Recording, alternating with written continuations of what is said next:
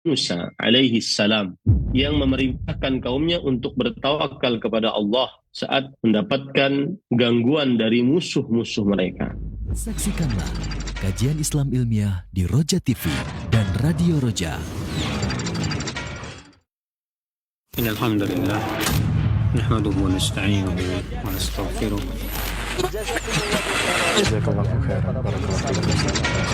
Roja TV, saluran tilawah Al-Quran dan kajian Islam.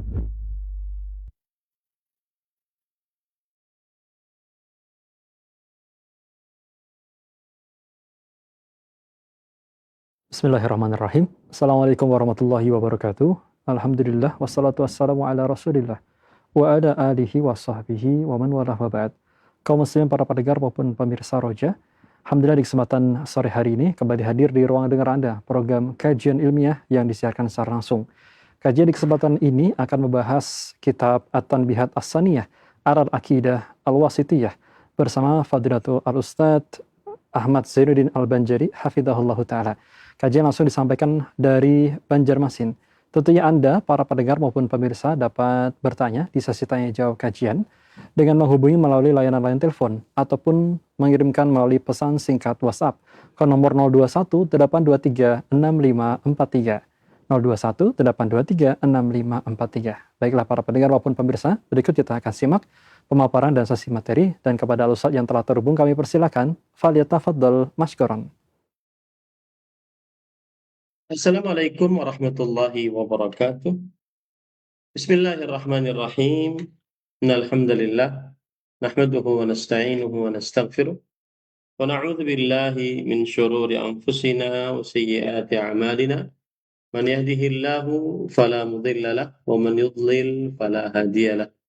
Wa asyhadu an la ilaha illallah wahdahu la syarika lahu wa asyhadu anna Muhammadan 'abduhu wa rasuluh. يا أيها الذين آمنوا اتقوا الله حق تقاته ولا تموتن إلا وأنتم مسلمون. يا أيها الناس اتقوا ربكم الذي خلقكم من نفس واحدة وخلق منها زوجها وبث منهما رجالا كثيرا ونساء واتقوا الله الذي تساءلون به والأرحام إن الله كان عليكم رقيبا. يا أيها الذين آمنوا اتقوا الله وقولوا قولا سديدا يصلح لكم أعمالكم ويغفر لكم ذنوبكم ومن يطع الله ورسوله فقد فاز فوزا عظيما. أما بعد فإن أصدق الحديث كتاب الله وأحسن الهدي هدي محمد صلى الله عليه وعلى آله وسلم وشر الأمور محدثاتها وكل محدثة بدعة وكل بدعة ضلالة وكل ضلالة في النار.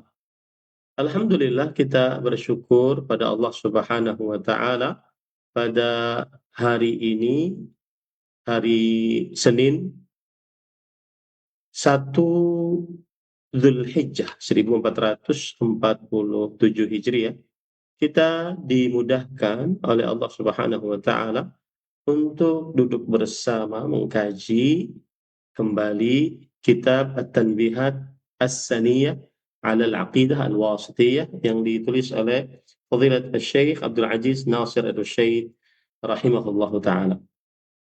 Salawat dan salam semoga selalu Allah berikan kepada Nabi kita Muhammad sallallahu alaihi wa ala alihi wasallam, pada keluarga beliau, para sahabat serta orang-orang yang mengikuti beliau sampai hari kiamat kelak. Dengan nama-nama Allah yang husna dan sifat-sifat yang ulia, kita berdoa, Allahumma inna nas'aluka ilman nafi'an wa rizqan tayyiban wa amalan mutaqabbala. Allahumma amin. Ahibati fillah, afani Allah wa iyyakum, kaum muslimin yang saya cintai karena Allah. Semoga Allah Subhanahu wa taala selalu memberikan afiat kepada kita di dunia dan di akhirat. Kita di dalam halaman 15 dalam bukunya ini, ya, Tanbihat As-Saniyah 'ala Al-Aqidah Wasitiyah, dan ini adalah pertemuan yang ke-6, yang ke-6.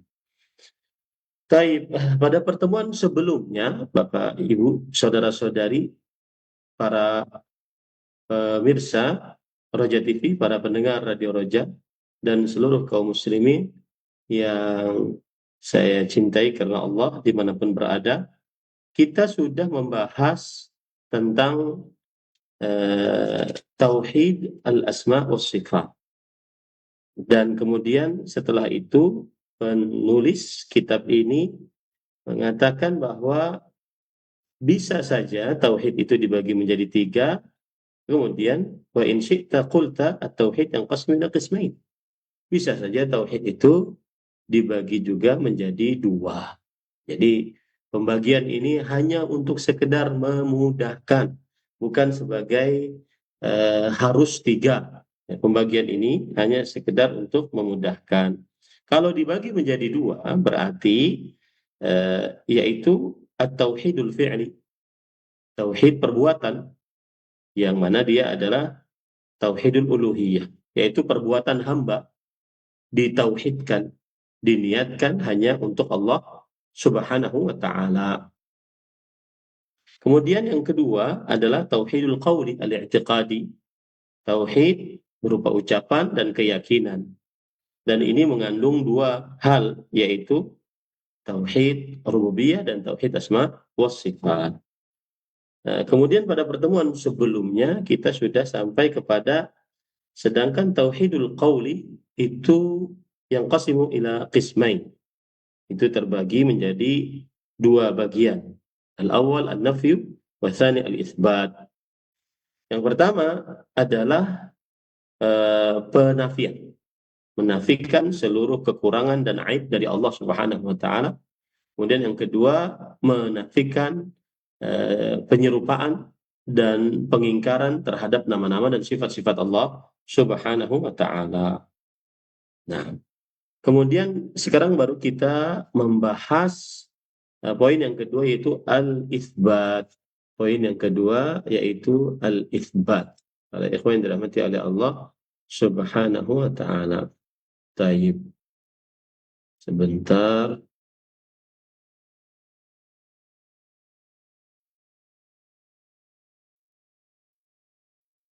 Nah, kita bahas. Penulis mengatakan pada halaman 15, mohon diperhatikan para kawan-kawan di Roja TV. Penulis berkata pada halaman yang ke-15. Nah, yaitu wathani al-itsbat wa huwa itsbatu sifatil kamali lillah thumma salbu aidan yanqasimu ila qismain. Al-awwal salbun muttasilun wa thani salbun munfasilun. Fal-awwal nafyu ma yunaqidu ma wasafa bihi nafsahu aw wasafa bihi rasuluhu min as-sifatil kamilah min an-naqais wal 'uyubi kal mauti wal i'ya'i wan naumi wan nu'as wal jahl wal 'ajz wa nahwi dhalik. Wa thani salbun munfasilun wa huwa tanzihuhu subhanahu an yusharikuhu fi khasa'isihi allati la takunu li ghairihi kasyariki wal dhahiri wasyafi'i bighairi idhnih wa nafyu az-zawjah wal walad wa nahwi dhalik. Yang artinya bagian kedua yaitu penetapan, al-itsbat, yaitu menetapkan sifat-sifat kesempurnaan bagi Allah Subhanahu wa taala. Kemudian penafian juga terbagi menjadi dua bagian. Yang pertama, penafian yang bersambung, dan yang kedua penafian yang terpisah. Penafian yang pertama adalah menafikan segala hal yang bertentangan dengan sifat-sifat sempurna yang Allah tetapkan untuk dirinya dan yang Rasulnya Shallallahu Alaihi Wasallam tetapkan untuknya, berupa segala kekurangan dan cacat seperti mati, lelah, tidur, mengantuk, bodoh, lemah, dan semisalnya. Adapun penafian yang kedua adalah mensucikan Allah Subhanahu wa taala dari adanya pihak lain yang ikut serta dalam kekhususan-kekhususannya yang tidak layak bagi selainnya, bagi selain Allah maksudnya. Seperti adanya sekutu, penolong, pemberi syafaat, ya, tanpa izinnya, serta menafikan istri dan anak dan semisalnya itu. Jadi Bapak Ibu saudara-saudari yang dimuliakan oleh Allah, karena kita sekarang berbicara tentang syahadat la ilaha illallah, maka ketika membicarakan syahadat la ilaha illallah, berarti kita menetapkan untuk Allah Subhanahu wa taala keesaan Allah Subhanahu wa taala pada rububiyah Allah, yaitu mengimani bahwa Allah Subhanahu wa taala Maha Pencipta, Maha Pemberi rezeki, Maha menghidupkan, Maha mematikan, Maha mengatur untuk seluruh alam semesta.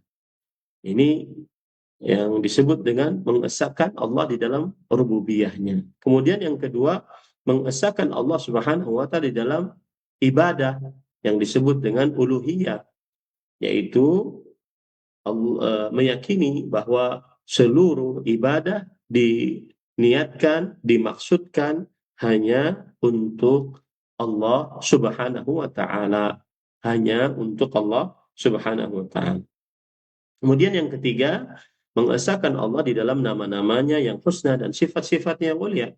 Dan maksudnya adalah mensifati Allah dengan apa yang Allah Subhanahu wa taala sifati untuk dirinya, dan mensifati Allah dengan apa yang disifati oleh Rasulullah sallallahu alaihi wasallam tanpa melakukan tahrif, itu perubahan baik pada lafaznya atau pada maknanya, dan tanpa ta'til, pengingkaran terhadap nama-nama dan sifat-sifat tersebut, dan tanpa takyif, menanyakan bagaimana tentang hakikat nama-nama dan sifat-sifat tersebut, dan juga tanpa tamtsil, memisalkan nama-nama dan sifat-sifat tersebut dengan makhluk-makhluk Allah Subhanahu wa taala. Itulah pembagian para ulama rahimahumullah dari mulai dahulu tentang pembagian keesaan Allah Subhanahu wa taala, yang akhirnya disebut oleh para ulama tauhid al-uluhiyah, tauhid rububiyah, dan tauhid asma wa sifat. Itu 3 bagian. Bisa juga menjadi 2 bagian, yaitu tauhidul fi'li, dan yang kedua adalah tauhidul qawli al-i'tiqadi. Tauhidul fi'li sama dengan tauhid al-uluhiyah, yaitu perbuatan hamba berupa ibadah kepada Allah Subhanahu wa taala ditauhidkan, perbuatan hamba yaitu berupa Allah Subhanahu berupa perbuatan hamba seperti mengucapkan 2 kalimat syahadat, mendirikan sholat, berpuasa pada bulan Ramadan, berhaji ke Baitullah, berzakat, kemudian berdoa, berzikir, kemudian isti'anah, isti'adah, istighatsah, menyembelih, bernazar, itu diniatkan hanya untuk Allah Subhanahu wa taala semata, tiada sekutu bagi Allah Subhanahu wa taala. Tiada sekutu bagi Allah Subhanahu wa taala. Nah, ini para ikhwah yang dirahmati oleh Allah Subhanahu wa taala. Nah, kemudian yang kedua adalah tauhid al-asma, tauhid al-qawli al-i'tiqadi. Tauhid yang disebut dengan al-qawli al-i'tiqadi. Kenapa dinamakan al-qawli? Karena di dalamnya ada ucapan-ucapan qalbu, ya, dan ucapan-ucapan lisan. Ya, ucapan-ucapan qalbu dan ucapan-ucapan lisan. Dan ini sama dengan tauhid rububiyah dan tauhid asma wa sifat. Jadi dia bisa dibagi menjadi 3, bisa dibagi menjadi 2 sesuai dengan kemudahan Allah, kemudahan seorang hamba untuk memahaminya. Nah, kemudian barusan kita bahas bahwa tauhid al-qawli, yaitu yang berupa ucapan-ucapan qalbu, ucapan-ucapan lisan, kemudian tentang kekuasaan Allah Subhanahu wa taala, maka ini dibagi menjadi 2, yaitu an-nafyu dan al-itsbat. An-nafyu dan al-itsbat. Peniadaan dan penetapan. Peniadaan maksudnya adalah meniadakan kekurangan dan aib-aib dari Allah Subhanahu wa taala. Sedangkan al-itsbat adalah kemudian nafyu yang kedua yaitu meniadakan penyerupaan dan pengingkaran dari Allah Subhanahu wa taala. Penyediaan pengingkaran dari Allah Subhanahu wa taala. Nah, seperti misalkan Allah berfirman dalam Al-Qur'an surah Al-Baqarah ayat 255. Allahu la ilaha illa huwal hayyul qayyum la ta'khudhuhu sinatun wa la nawm. Yang artinya Allah tidak ada ilah yang berhak diibadahi selain Dia yang maha hidup dan maha berdiri sendiri. La ta'khudhuhu sinatun wa la nawm. Yang tidak terkena ngantuk dan tidur. Ya. Berarti di sini kita menafikan dari Allah Subhanahu wa taala setiap sifat kekurangan. Ngantuk dan tidur sifat kekurangan. Seperti juga kematian, kebodohan, kelemahan, kezaliman, keletihan, kelalaian, kelupaan, kemiskinan, kebutuhan terhadap yang lain, anak, dan juga sekutu. Ini semua adalah dinafikan dari Allah Subhanahu wa taala. Allah Subhanahu wa taala tidak mati, tidak tidur, tidak bodoh, tidak lemah, tidak zalim, tidak letih, tidak memerlukan kepada seorang pun dari makhluk-makhluknya. Nah, di dalam surah Al-Baqarah ayat 255 tadi, Allah Subhanahu wa taala menafikan dari dirinya ngantuk dan tidur. Dan penafian ini adalah itsbatun likamali hayatihi wa qayyumiyatihi. Berarti kalau kita menafikan dari Allah rasa kantuk dan tidur, berarti itu adalah penetapan kesempurnaan untuk kehidupan dan keberdiri sendirian Allah Subhanahu wa taala. Kalau kita nafikan dari Allah Subhanahu wa taala rasa kantuk dan rasa tidur, maka itu berarti kita sedang menetapkan kesempurnaan kehidupan Allah dan kesempurnaan keberdiri sendirian Allah Subhanahu wa taala. Contoh juga Allah berfirman dalam surat Qaf ayat 38, "Wa ma massana min lughub." Yang artinya, dan kita tidak akan terkena rasa letih. Di dalam ayat ini Allah Subhanahu wa taala menafikan dari dirinya sendiri rasa letih. Kenapa? Karena itu adalah sebuah kekurangan yang tidak layak, tidak pantas untuk Allah Subhanahu wa taala. Gitu ya. Begitu juga dalam surat Al-Kahfi ayat 49, "Wala yadhlimu rabbuka ahada." Dan Allah tidak menzalimi seorang pun. Maka di dalam ayat ini Allah menafikan kezaliman dari dirinya, dan ini mengandung kesempurnaan, penetapan kesempurnaan keadilan Allah Subhanahu wa taala. Jadi setiap kali kita menafikan kekurangan dan aib dari Allah, itu di dalamnya ada penetapan kesempurnaan keadilan Allah Subhanahu wa taala. Penetapan kesempurnaan sifat Allah Subhanahu wa taala. Contoh yang lain lagi dalam surat Maryam ayat 64 misalkan, "Wa ma kana rabbuka nasiya." Dan Rabbmu tidak pernah lupa. Maka di dalam ayat ini Allah menafikan lupa dari diri Allah Subhanahu wa taala, dan ini mengandung penetapan kesempurnaan ilmu Allah, yang mana Allah Subhanahu wa taala maha berilmu dan tidak pernah lupa. Begitu juga misalkan di dalam ayat surat An-Naml ayat 93, Allah Subhanahu wa taala berfirman, "Wa ma rabbuka bighafilin amma ta'malun." Dan Rabbmu tidak pernah lalai atas apa yang mereka lakukan. Rabbmu tidak pernah lalai atas apa yang mereka lakukan. Di dalam ayat ini surah An-Naml ayat 93, Allah Subhanahu wa taala menafikan kelalaian atas dirinya. Dan sekali lagi ini mengandung itsbatu kamal, mengandung penetapan kesempurnaan ilmu Allah, penetapan kesempurnaan pengawasan Allah terhadap hamba-hambanya. Intinya pada ikhwan, apabila ada di dalam ayat-ayat Al-Quran atau hadis dari Rasul Sallallahu Alaihi Wasallam ada ada peniadaan dari sifat kekurangan, itu namanya itsbatu kamal. Itu berarti kita sedang menetapkan sifat kesempurnaan bagi Allah Subhanahu wa taala. Ya, sifat kesempurnaan bagi Allah Subhanahu wa taala.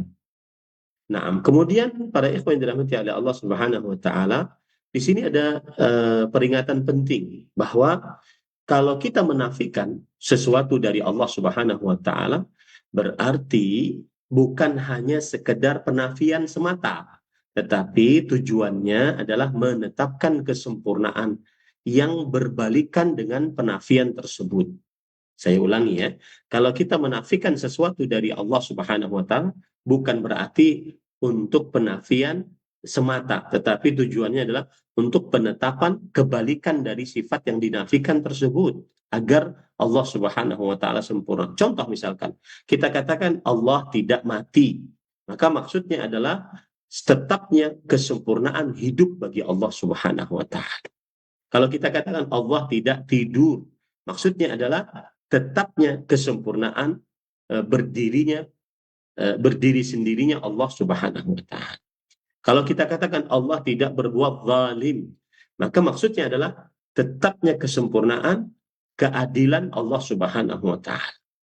Jadi sifat adil bagi Allah itu sempurna, tetap kesempurnaan sifat adil bagi Allah Subhanahu wa taala. Contoh yang lain lagi, Allah tidak bodoh. Itu maksudnya adalah menetapkan kesempurnaan ilmu Allah Subhanahu wa taala. Allah tidak ada sesuatu apapun yang melemahkan Allah. Maksudnya adalah tetapnya kesempurnaan kekuasaan Allah Subhanahu wa taala. Tetapnya kesempurnaan kekuasaan Allah Subhanahu wa taala. Oleh sebab itulah sering sekali kita didapati dalam Al-Qur'an penafian secara mujmal, secara global. Ya. Kenapa? Karena penafian secara global itu menunjukkan kepada penafian, mengandung kepada penetapan kesempurnaan. Ya, mengandung kepada penetapan kesempurnaan bagi Allah Subhanahu wa taala. Baik. Jadi para ikhwan yang dirahmati oleh Allah Subhanahu wa taala, itulah tadi bagian pertama, yaitu menetapkan akan kuasa, menetapkan atau menafikan akan kekurangan-kekurangan dari Allah Subhanahu wa taala. Makanya kita, sekali lagi saya tekankan, kita meyakini bahwa Allah Subhanahu wa taala terlepas, tersucikan dari setiap kekurangan, setiap aib. Terlepas dari setiap apa saja yang terbesit di dalam benak seorang hamba dari sifat-sifat kekurangan, maka Allah Subhanahu wa taala terlepas dari hal tersebut. Ya. Makanya kita katakan sekali lagi, Allah hayy la yamut, maha hidup yang tidak mati. Qayyum, maha berdiri sendiri, la yanam, tidak tidur. Alimun la yajhal, maha mengetahui, tidak bodoh. Qadirun la ya'jiz, maha kuasa, tidak lemah. Ghaniyun la yahtaj, maha kaya, tidak memerlukan kepada siapapun dan apapun. Adlun la yadhlim, maha adil, tidak menzalimi siapapun. Kamilun la naqsa fihi, Allah maha sempurna, tidak ada kekurangan di dalamnya. Ahadun la syarikalah, Allah Subhanahu wa taala maha tunggal, esa, tidak ada sekutu apapun baginya. Samad, la yahtaju ila ahad, Allah as-samad, yang artinya segala sesuatu memerlukannya, sedangkan Allah tidak memerlukan kepada seorang pun. Nah, dan ini kalau kita maknai di dalam qalbu kita, akan mengisi qalbu kita dengan pengagungan terhadap Allah, akan mengisi qalbu kita tentang takut, khasyah kepada Allah, akan mengisi qalbu kita rasa tawakal kepada Allah, rasa cinta hanya kepada Allah Subhanahu wa taala. Ini pada ikhwan yang dirahmati oleh Allah Subhanahu wa taala. Kemudian penafian yang kedua adalah menafikan penyerupaan dan pengingkaran terhadap nama-nama Allah Subhanahu wa taala. Maknanya adalah kita mengimani nama-nama dan sifat-sifat Allah. dengan keimanan yang eh, selamat dari dua hal yang batil. Apa itu dua hal yang batil? Menyerupakan nama-nama dan sifat-sifat Allah dengan nama-nama dan sifat-sifat makhluk. Itu satu. Ya, yaitu kita tidak menyamakan Allah dengan makhluknya. Tidak menyerupakan sifat Allah dengan sifat makhluknya. Contoh misalkan, sam'ullah mithlu sam'il makhluk. Pendengaran Allah seperti pendengaran makhluk. Penglihatan Allah seperti penglihatan makhluk. Tangan Allah seperti penglihatan tangan makhluk. Ini kebatilan. Ini adalah sebuah kebatilan. Kenapa? Karena Allah Subhanahu wa taala berfirman dalam surat Asy-Syura ayat 11, "Laisa kamitslihi syai' wa huwas samiul basir." Tidak ada sesuatu apapun semisal dengannya. Ya, dan Allah Subhanahu wa taala Maha mendengar, Maha melihat. Maka di dalam ayat ini ketika Allah berfirman tidak ada sesuatu apapun yang semisal dengannya, ini adalah nafyun lit tashbih wa tamtsil. Menafikan untuk menyerupakan dan memisalkan Allah dengan makhluknya. Menafikan untuk menyerupakan dan memisalkan Allah dengan makhluknya. Kemudian ketika Allah berfirman wahwa sami'ul basir, dan Allah Maha mendengar, Maha melihat, ini adalah penetapan untuk sifat-sifat Allah Subhanahu wa taala. Makanya kita Ahlus Sunnah wal Jamaah di atas manhaj salafus saleh menetapkan bahwa Allah Subhanahu wa taala Maha mendengar, Maha melihat. Akan tetapi kita tidak mengatakan pendengaran Allah seperti pendengaran kita. Tidak juga mengatakan penglihatan Allah seperti penglihatan kita.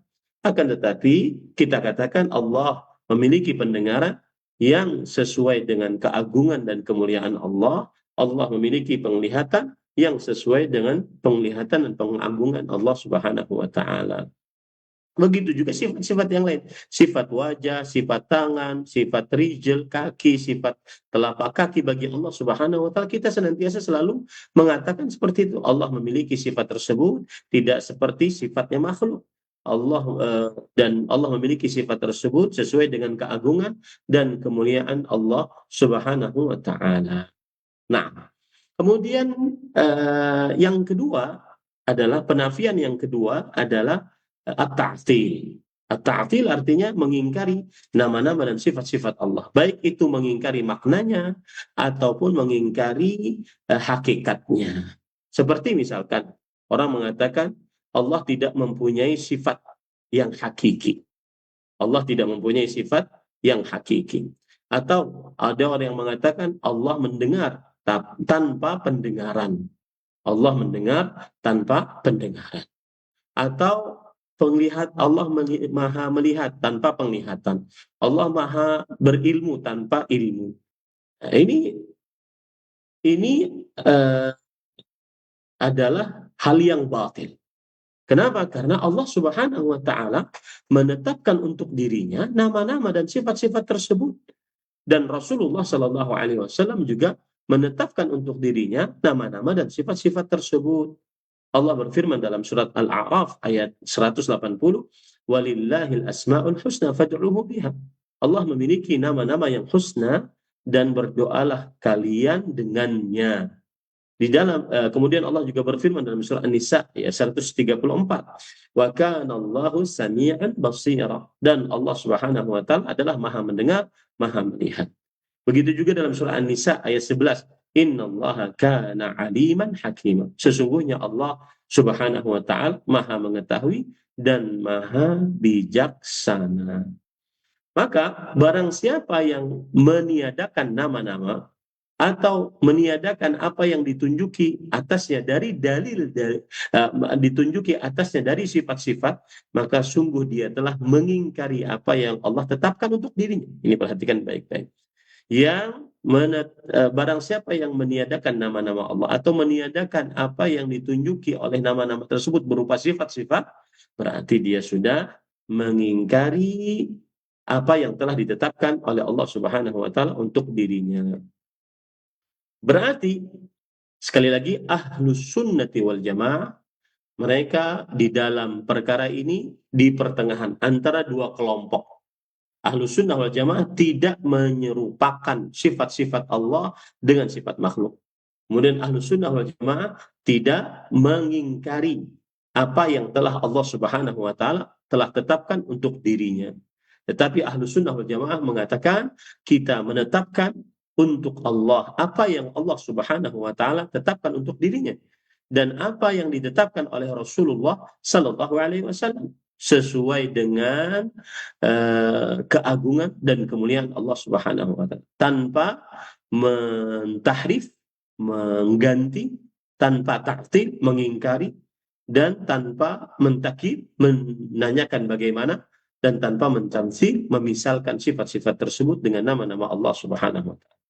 Oleh karenanya para ulama ada mengatakan begini, perkataan menarik. Al-mu'attilu ya'budu adaman wal mumatsilu ya'budu sanaman. Yang artinya orang yang mengingkari nama-nama dan sifat-sifat Allah sebenarnya dia sedang beribadah kepada yang tidak ada. Adam, yang tidak ada. Jadi Tuhannya tidak ada. Kalau dia mengingkari nama-nama dan sifat-sifat Allah Subhanahu wa taala.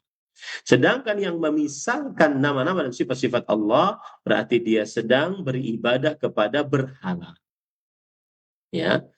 Maksud perkataan ini al-mu'attil ya'budu adaman wal mumatsilu ya'budu sanaman, orang yang mengingkari nama-nama dan sifat-sifat Allah menjadikan Allah yang diibadahi tanpa sifat, seakan-akan dia tidak ada.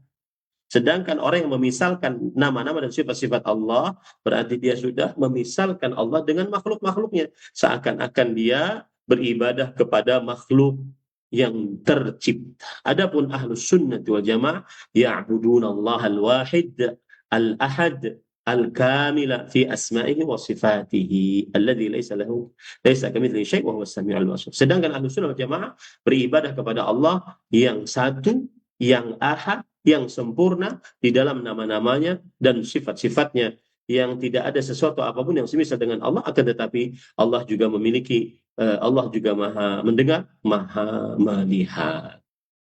Tayyib. Ini para ikhwah yang dirahmati oleh Allah Subhanahu wa taala. Ringkasannya dari hal ini adalah yaitu menafikan dari nama-nama Allah dan sifat-sifatnya dua perkara. Yang pertama, kita menafikan, menyerupakan nama-nama dan sifat-sifat Allah dengan nama-nama dan sifat-sifat makhluk. Kita tidak katakan itu. Kemudian yang kedua, menafikan pengingkaran terhadap nama-nama dan sifat-sifat Allah Subhanahu wa taala. Makanya kita sering mengatakan Allah memiliki nama-nama yang husna dan sifat-sifat yang ulia secara hakiki sesuai dengan keagungan dan kemuliaan Allah Subhanahu wa taala. Tidak serupa nama-nama dan sifat-sifatnya dengan nama-nama dan sifat-sifat makhluk. Maka Allah Maha Suci adalah Al-Hayy yang maha. Tetapi kehidupan Allah tidak seperti kehidupan makhluk. Allah maha mendengar, tetapi pendengaran Allah tidak seperti pendengaran makhluk. Allah maha melihat, tetapi penglihatan Allah tidak seperti pendengaran makhluk. Allah maha berilmu, tetapi ilmu Allah tidak seperti ilmu makhluk. Allah maha penyayang, tetapi kasih sayang Allah tidak seperti kasih sayang makhluk. Allah maha kuasa, tetapi kekuasaan Allah tidak seperti kekuasaan makhluk. Inilah jalan yang selamat, yaitu yang ditegaskan oleh Ahlus Sunnah dan para ulamanya, itsbatun bila tamtsil wa tanzihun bila ta'til. Penetapan tanpa memisalkan dan pensucian tanpa pengingkaran. Penetapan tanpa memisalkan dan pensucian tanpa pengingkaran. Ini para ikhwan yang dirahmati oleh Allah Subhanahu wa taala. Tayyib. Kemudian kita lanjut. Tadi kita katakan adalah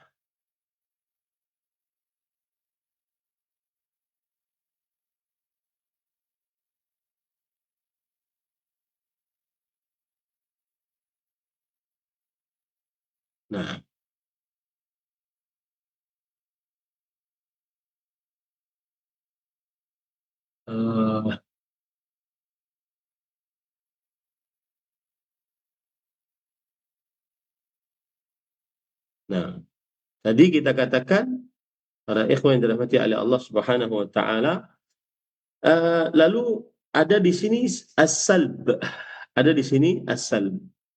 Nah, ini adalah adalah perincian yang sangat detil, ya, yang sangat detil di dalam penafian di dalam tauhid asma wa sifat, ya, yang disebut dengan as-salbiyah, yaitu menafikan apa yang tidak cocok bagi Allah Subhanahu. Penafian dibagi menjadi dua. Salbun muttasil, yaitu penafian yang bersambung. Maknanya adalah menafikan setiap kekurangan yang menyelisihi sifat kesempurnaan yang telah Allah Subhanahu wa taala tetapkan untuk dirinya, dan yang Allah Subhanahu wa taala tetapkan untuk yang Rasul SAW untuk diri Allah Subhanahu wa taala. Maksudnya adalah jika Allah menetapkan untuk dirinya sifat kesempurnaan, maka kita menafikan dari Allah kebalikan dari sifat kebalikannya, yaitu dari sifat kekurangan. Contoh misalkan, Allah Subhanahu wa taala mensifati dirinya Al-Hayy Al-Qayyum, maha hidup dan maha berdiri sendiri. Maka kita menafikan dari diri Allah kematian. Allah tidak mati. Kita menafikan dari diri Allah rasa kantuk. Allah tidak mengantuk. Ya. Kita nafikan dari diri Allah tidur. Allah tidak tidur. Makanya Allah berfirman tadi dalam surah Al-Baqarah ayat 255, Allahu la ilaha illa huwal hayyul qayyum la ta'khudhuhu sinatun wa la nawm. Allah tidak ada ilah yang berhak diibadahi melainkan Dia yang maha hidup dan berdiri sendiri, yang tidak terkena rasa kantuk dan tidur. Maka di sini, di dalam ayat ini terdapat penetapan kesempurnaan kehidupan dan kesempurnaan keberdiri sendirian Allah Subhanahu wa taala. Yang mana penetapan ini mengandung peniadaan rasa kantuk dan tidur. Ya, rasa kantuk dan tidur. Begitu juga firman Allah dalam surah Al-Furqan ayat 58, yaitu wa tawakkal 'alal hayyil ladzi la yamut, dan bertawakallah kepada Allah yang maha hidup yang tidak mati. Maka Allah Subhanahu wa taala pada ayat ini menetapkan untuk dirinya kehidupan, dan kehidupan Allah sempurna, tidak dibarengi dengan kematian dan tidak dibarengi dengan kehancuran. Maka Allah Subhanahu wa taala maha hidup yang sempurna, tidak ada kematian dan kehancuran. Begitu juga Allah Subhanahu wa taala mensifati dirinya Maha Kuasa. Maka berarti di dalam pensifatan yang tersebut terdapat penetapan kesempurnaan kekuasaan Allah. Kemudian di dalamnya mengandung penafian dari Allah sifat lemah. Makanya Allah berfirman dalam surat Fatir ayat 44, "Wa ma kana Allah liyu'jizahu min syai' fis samawati wala fil ardh." Maka tidak ada sesuatu apapun yang melemahkan Allah, baik di langit ataupun di bumi. Kenapa? Karena tetapnya kesempurnaan kekuasaan Allah Subhanahu wa ta'ala. Tetapnya kesempurnaan kekuasaan Allah Subhanahu wa ta'ala. Kemudian Allah juga mensifati dirinya dengan berilmu. Nah, ketika Allah mensifati dirinya maha berilmu, berarti Allah menetapkan untuk dirinya kesempurnaan ilmu. Dan kandungannya adalah Allah menafikan dari dirinya kebodohan, kelupaan, kelalaian. Dan itu ditunjukkan dalam ayat-ayat Al-Quran. Seperti surat Maryam ayat 64. "Wa ma kana rabbuka nasiya." Dan Rabbmu tidaklah lupa. Begitu juga dalam surah An-Naml ayat 93. "Wa ma rabbuka bighafilin amma ta'malun." Dan Rabbmu tidak lalai atas apa yang mereka telah perbuat. Maka Allah Subhanahu wa ta'ala maha mengetahui segala sesuatu. Allah, dan ketika kita katakan Allah maha mengetahui, berarti sempurna ilmu pengetahuan Allah. Dan itu juga mengandung penafian kebodohan, kelupaan, kelalaian dari Allah Subhanahu wa ta'ala. Begitu ya.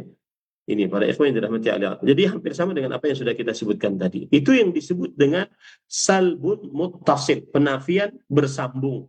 Kenapa bersambung? Karena bersambung dengan penetapan sifat kesempurnaan bagi Allah Subhanahu wa taala. Dan itu adalah penafian atas kebalikannya. Kenapa disebut dengan salbun muttasil, penetapan bersambung? Karena bersambung dengan penetapan kesempurnaan sifat bagi Allah Subhanahu sifat kesempurnaan bagi Allah Subhanahu. Dan itu adalah penafian dari apa yang kebalikan dari sifat sempurna tersebut. Nah, kemudian yang kedua, salbun munfasil, penafian terpisah. Maksudnya adalah kita mensucikan Allah dari siapa saja yang bersyarekat dengan Allah di dalam kekhususan yang tidak boleh kecuali hanya untuk Allah Subhanahu wa taala. Maksudnya adalah kita menafikan Allah memiliki teman, penolong, sekutu, semisal, ya, pemberi rekomendasi di sisinya tanpa izin Allah. Kita menafikan istri bagi Allah, anak bagi Allah, kita tafikan ke sekutu bagi Allah, semisal dengan Allah, yang sekupu dengan Allah. Kita semua nafikan hal tersebut, ya. Dan ini bukan hanya sekedar penafian atas sebuah sifat kekurangan, tetapi juga menetapkan sifat tertentu, yaitu apa? Yaitu menafikan setiap pensyarikatan untuk Allah di dalam hak-hak yang khusus milik Allah. Itu berupa rububiyah, pengaturan, penciptaan, kekuasaan, dan berupa uluhiyah, yaitu ibadah kepada Allah Subhanahu wa taala. Nah, contoh misalkan dalam salbun munfasil ini, contohnya adalah dalam surat Al-Isra ayat 111. Walam yakul lahu syarikun fil mulk. Allah tidak memiliki sekutu di dalam kerajaannya. Kemudian juga dalam surah Al-Ikhlas ayat 1 sampai 4. Qul wallahu ahad, Allahus samad, lam yalid wa lam yulad wa lam yakul lahu kufuwan. Katakanlah wahai Muhammad, dialah Allah yang satu, Allah yang maha bergantung seluruh makhluk, tidak melahirkan dan tidak dilahirkan, dan tidak memiliki seorang pun yang sekupu dengannya. Maka surat yang agung ini menafikan dari Allah anak, orang tua, atau yang semisal, atau yang sederajat dengan Allah Subhanahu wa ta'ala. Begitu juga dalam surat Al-Mu'minun ayat 91, wa ma kana ma'ahu min ilah. Allah tidak ada bersama Allah seorang Tuhan pun. Di dalam ayat ini Allah menafikan Tuhan penolong bagi dirinya, tidak ada. Begitu juga dalam surat Saba ayat 22, wa ma lahu minhum min dhahir, dan Allah tidak memiliki dari mereka seorang penolong pun, ya. Allah tidak memerlukan siapa saja untuk menolongnya. Kenapa? Karena Allah Al-Ghani, Al-Qawi, Al-Qadir. Allah Maha Kaya, Allah Maha Kuat, Allah Maha Kuasa. Begitu juga dalam surat Al-Baqarah ayat 255. Man dzalladzi yashfa'u indahu illa bi'idnih. Yang artinya siapakah yang memberi syafaat di sisinya kecuali dengan izin Allah. Artinya apa? Maka syafaat milik Allah Subhanahu wa ta'ala tidak terjadi kecuali dengan izin Allah, dan tidak diberikan kecuali kepada yang diridhai oleh Allah ucapan dan perbuatannya. Nah, itu namanya salbun munfasil. Itu namanya adalah penafian secara terpisah. Begitu juga dalam surat Al-An'am ayat 101. Anna yakunu lahu walad walam takul lahu sahibah. Bagaimana Allah memiliki anak padahal Allah tidak memiliki istri atau teman. Ya, bagaimana Allah memiliki anak sedangkan Allah tidak memiliki istri? Maka maha suci Allah dari apa yang mereka ucapkan. Nah, jadi yang namanya salbun munfasil, yaitu peniadaan secara terpisah, yaitu mensucikan Allah Subhanahu wa ta'ala dari setiap sekutu, dari setiap ya penolong, anak, istri, pemberi syafaat tanpa izinnya, atau dari siapa saja yang ingin mengambil kekhususan Allah Subhanahu wa taala, baik di dalam kekuasaan Allah, ibadah kepada Allah, ataupun nama-nama dan sifat-sifat Allah yang maha sempurna. Kenapa dinamakan salbun munfasil, penafian secara terpisah? Karena dia tidak tersambung dengan sifat tertentu saja, tetapi dia terpisah, tersendiri, dan untuk setiap yang mengaku ada persekutuan Allah dengan sesuatu apapun dari kekhususannya. Nah, ini para ikhwan yang dirahmati oleh Allah. Jadi kalau boleh saya bagi, apa bedanya penafian secara tersambung dengan penafian secara terpisah? Begini, penafian secara tersambung berarti menafikan apa yang kebalikan dari sifat-sifat kesempurnaan Allah. Contohnya, menafikan kematian. Kenapa? Karena itu bertentangan dengan kesempurnaan kehidupan Allah.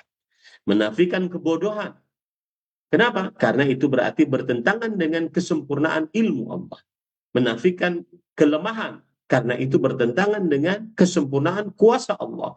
Menafikan tidur. Karena itu bertentangan dengan kesempurnaan berdiri sendirinya Allah Subhanahu wa taala. Kemudian di sana ada penafian secara terpisah. Apa maksud penafian secara terpisah? Menafikan sekutu bagi Allah, penolong bagi Allah, istri, anak, yang semisal dengan Allah Subhanahu wa taala. Contohnya, Allah tidak memiliki sekutu, Allah tidak memiliki anak, Allah tidak memiliki istri, Allah tidak memiliki semisal dengannya. Allah tidak ada yang memberikan syafaat di sisinya kecuali dengan izinnya. Nah, ini para ikhwah yang dirahmati Allah. Jadi penafian itu ada dua, ya. Penafian itu ada dua, yaitu salbun muttasil dan salbun munfasil. Penafian yang bersambung. Yang kedua penafian yang terperinci. Nah, sekarang kita bahas lagi lanjutannya.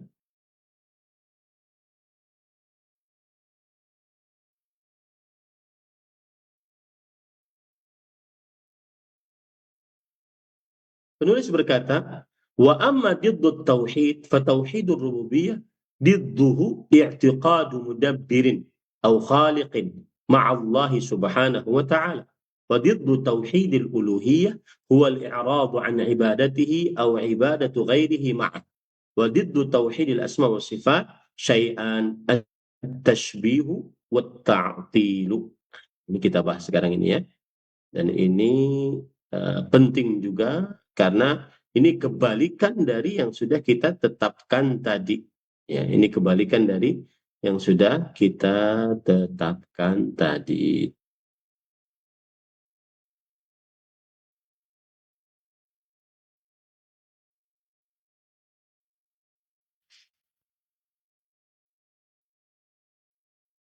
Baik. Yang artinya para ikhwan yang dirahmati oleh Allah Subhanahu wa taala, kita baca dulu artinya di sini.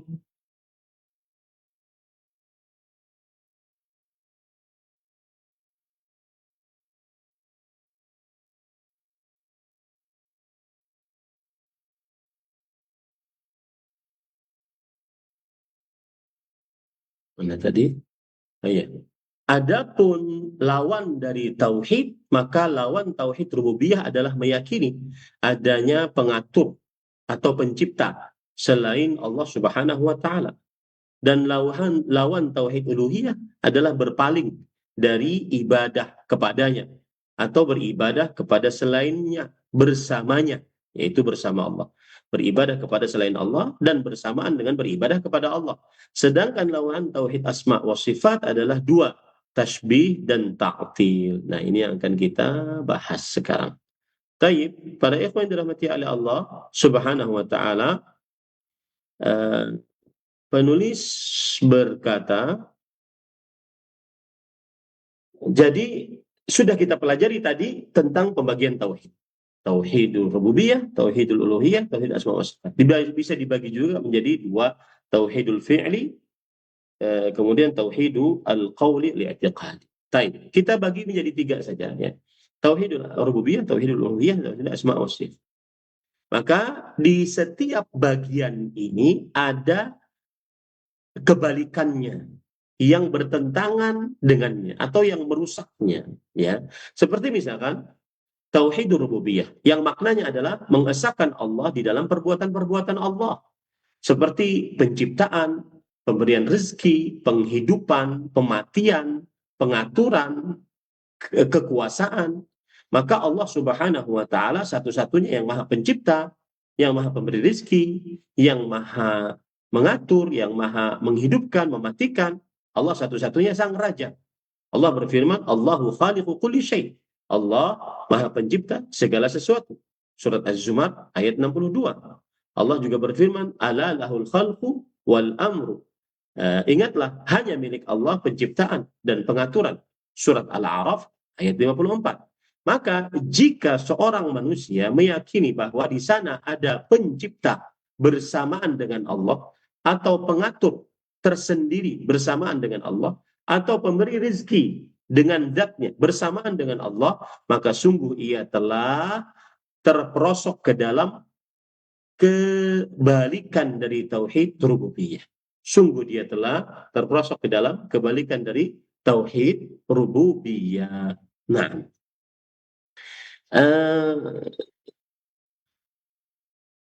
oleh karena itulah penulis mengatakan tadi, didduhu i'tiqadu mudabbirin aw khaliqin ma'allahi subhanah, yang artinya dan kebalikannya adalah keyakinan ada yang mengatur, ada yang mencipta bersamaan dengan Allah Subhanahu wa taala. Maksud dari perkataan ini adalah bahwa diyakini ada selain Allah yang mencipta, yang mengatur alam semesta ini secara tersendiri, atau memiliki pemberian manfaat dan menahan mudarat secara tersendiri. Dan ini adalah kebatilan yang paling besar. Kenapa? Karena penciptaan, pengaturan, kekuasaan hanya milik Allah Subhanahu wa taala, sebagaimana ayat surat Fatir ayat 3, hal min khaliqin ghairullah yarzuqukum minas sama'i wal ardh. Apakah ada dari pencipta selain Allah yang memberikan rezeki kepada kalian dari langit dan bumi? Nah, ini adalah kebalikan dari tauhid rububiyah. Kemudian yang kedua, kebalikan dari tauhid uluhiyah. Dan makna dari tauhid uluhiyah adalah mengesahkan Allah di dalam perbuatan-perbuatan hamba, yaitu ibadah seluruhnya. Maksudnya adalah tidak berdoa kecuali hanya kepada Allah, tidak disembelih hewan kecuali hanya untuk Allah, tidak bernazar kecuali hanya untuk Allah, tidak ditawakali, seorang hamba bertawakal kecuali hanya kepada Allah, tidak ditakuti dengan rasa takut ibadah dan pengagungan kecuali hanya dari Allah, tidak berharap dengan pengharapan seorang hamba, tidak berharap kecuali hanya dari Allah Subhanahu wa taala. Sebagaimana firman Allah dalam surah Al-Bayyinah ayat 5, wa ma umiru illa liya'budullaha mukhlishina lahuddin, yang artinya tidaklah mereka diperintah kecuali supaya mereka beribadah kepada Allah dengan ikhlas, hanya untuk Allah dalam menegakkan agama ini. Nah, kebalikan dari tauhid uluhiyah ada dua, yaitu tidak mau beribadah kepada Allah.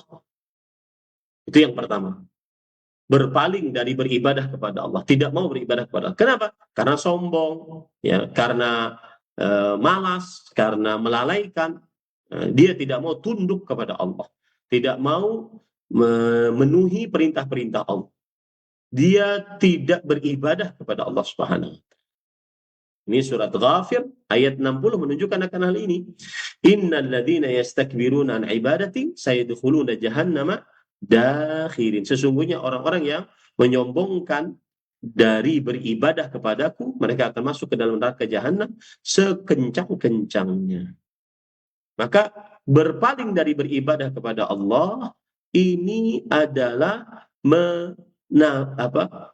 menyelisihi hakikat penghambaan diri yang Allah Subhanahu wa taala ciptakan manusia untuknya.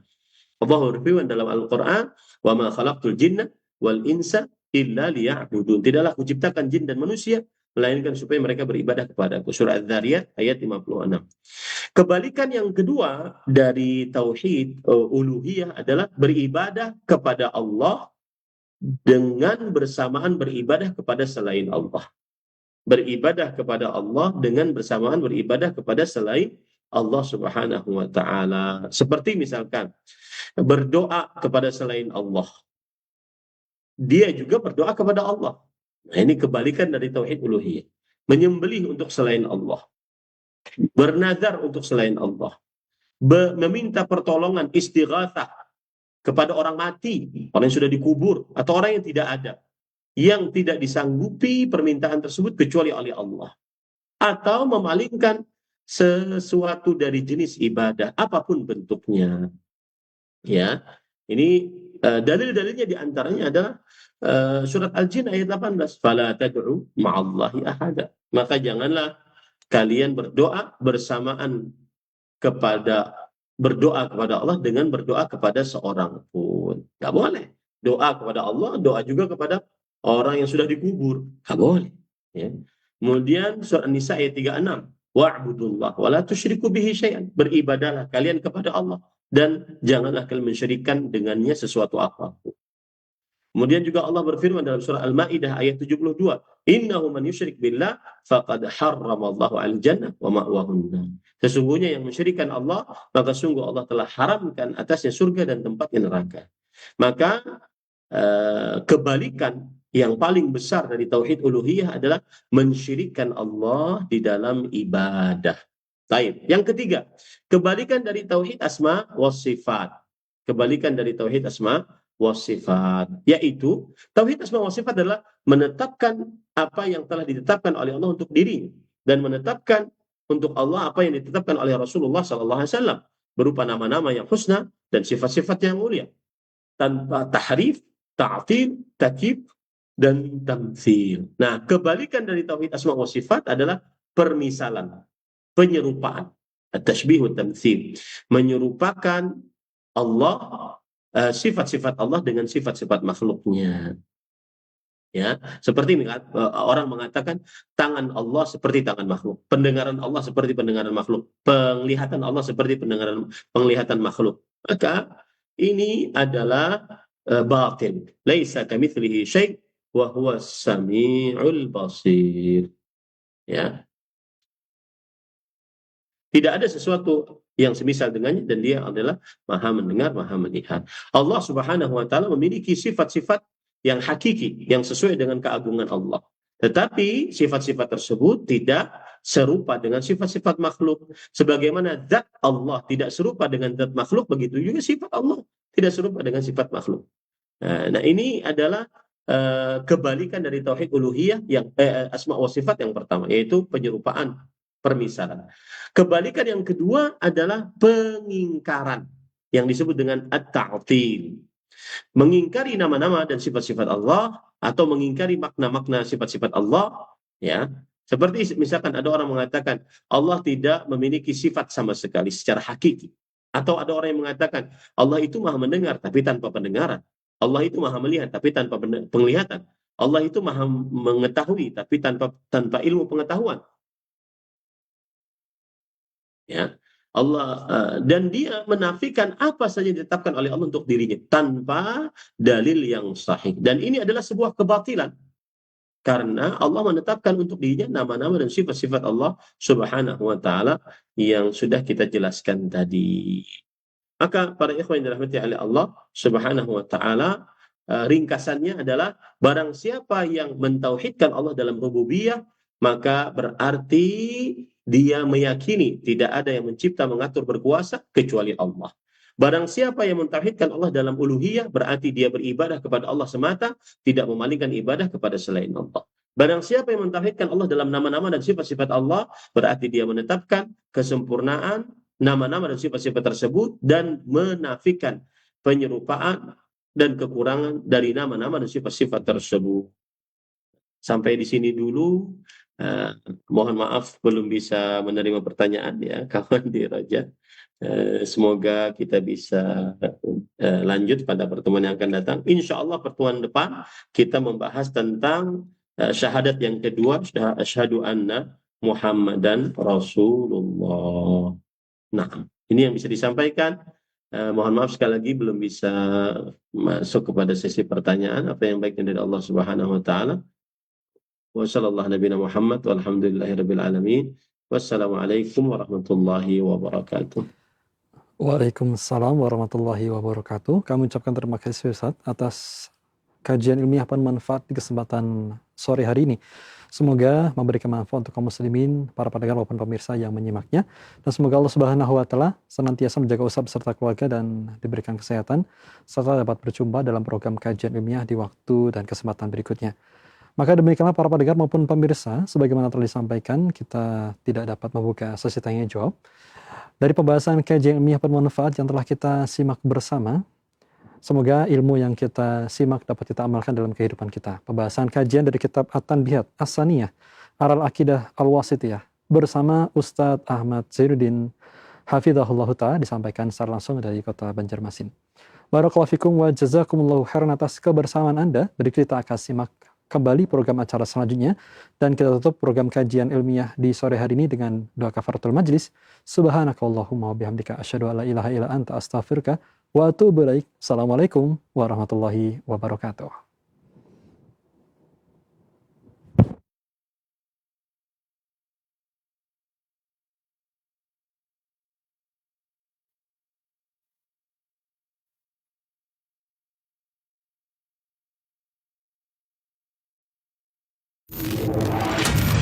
Roja TV, saluran tilawahan Al-Quran dan kajian Islam.